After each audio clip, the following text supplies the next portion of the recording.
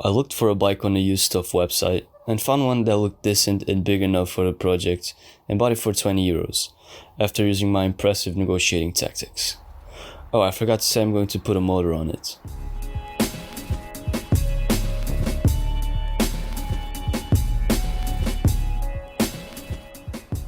The bike came a little more in a worse condition than I expected. All rusty, no front or rear derailleur, and a hole on the rear inner tube. But at least the motor fit on the frame, which was the essential. I gave it a little wash to remove the dirt from the frame, then I sprayed vinegar onto it to remove the rust, which came out to be totally useless. I found out about this technique though, where you get aluminium foil, you dip it in water, and scrub it on the rust. After the oxygen molecules, O2, get hit by ultraviolet radiation from the sun, their connection is broken, and the atoms reorganize to form ozone, which has nothing to do with anything on this video. Then right here, where I didn't put it. See it? What is it? Ew.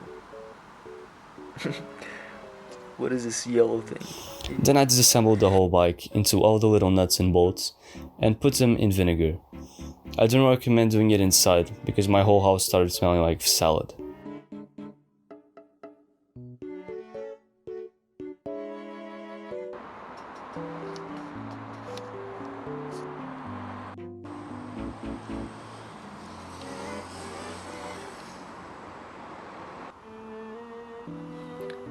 It was time to paint the fork and frame now.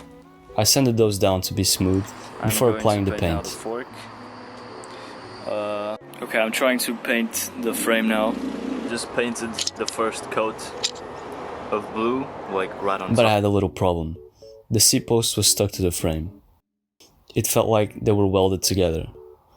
But after some delicate engineering practices,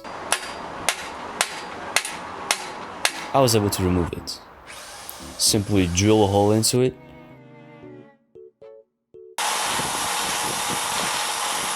break a drill bit. Oh, that's actually not part of it. Put something like an Allen key through the seat post and hammer it down or side to side.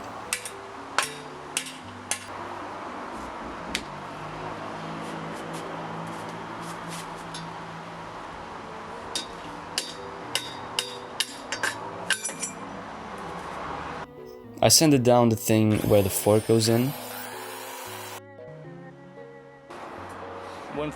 I greased the bearings and installed the fork again, together with the new stem and handlebars and the old front wheel.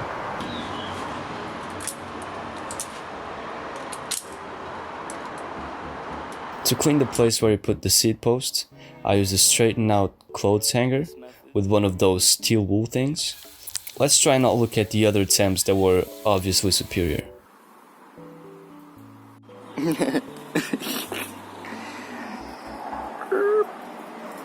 Then I noticed the back wheel was rotating with a bit of friction, so I watched some tutorials on YouTube on how to clean the bearings and found out you can't shake acetone in a closed jar.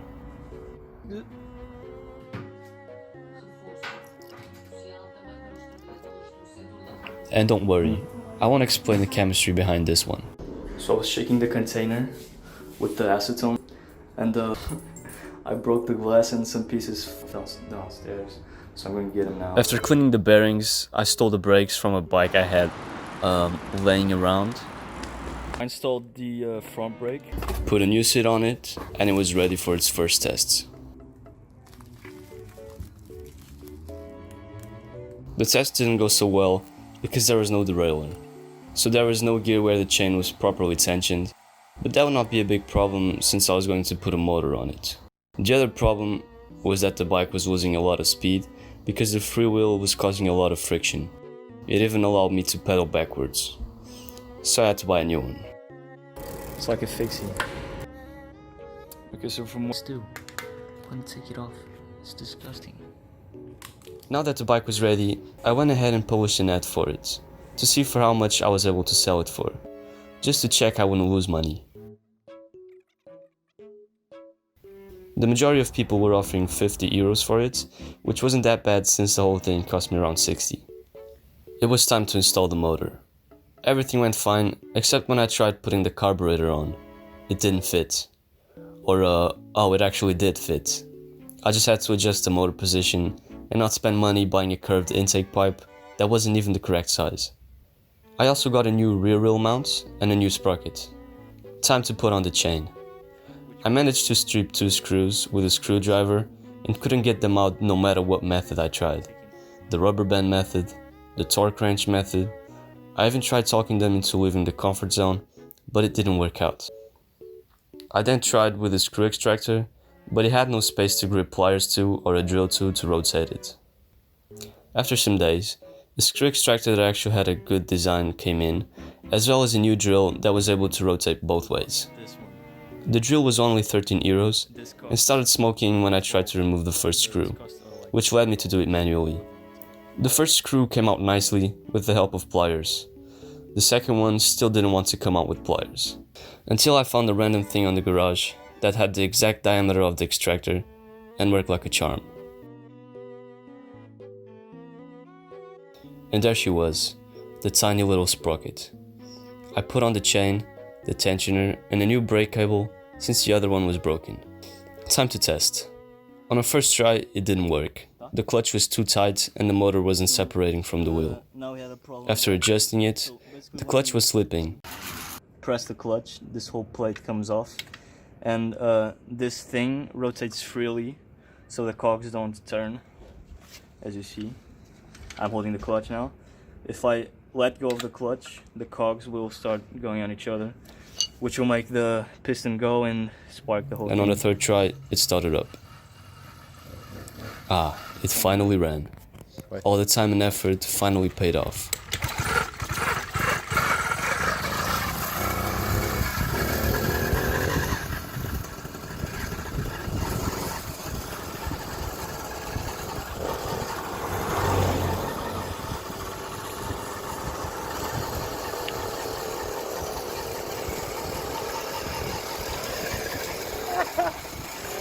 I had a perfectly working motorized bike now.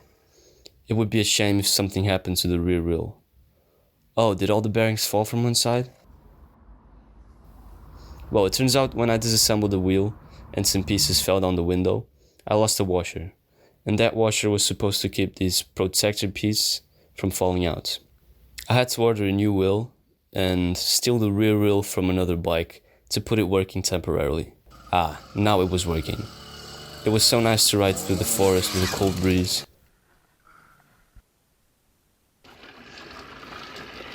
Bye.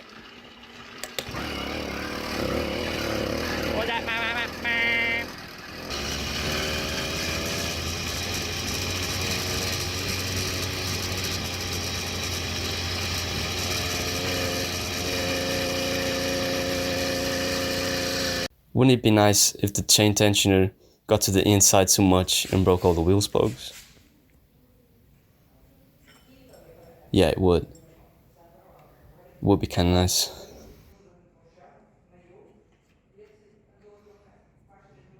After some months in therapy, I was ready to fix the bike.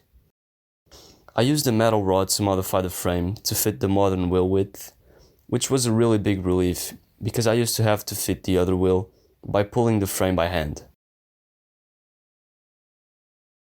Then I ditched the better sprocket mount and the chain tensioner and reinstalled the sprocket with the old-fashioned mount, which I think is superior. Put the old thing method instead of the new one, because the new one, it doesn't attach to the hub very well, so it just kind of only has 3 points to which attaches to the wheel and ends up doing more damage to the wheel than this type of mount. So I went with this one instead. Oh, and I also forgot to mention my friend broke the throttle cable. Random, I've never seen this happen, but the throttle cable broke on the end, the little tip that attaches to the little carb thing that lifts up.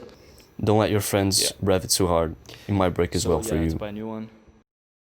Oh, I forgot to say I modded the carburetor to improve the performance, and I gotta say there was a noticeable boost in acceleration and speed. Oh, and here's me proving you guys it still works.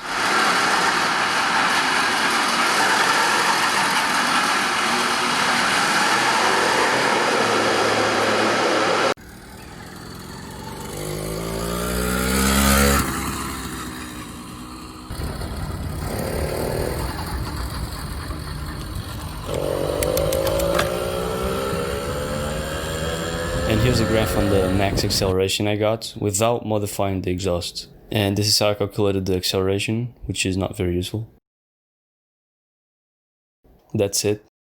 Don't forget to have fun on your motorized bikes. And don't forget to piss off your neighbors.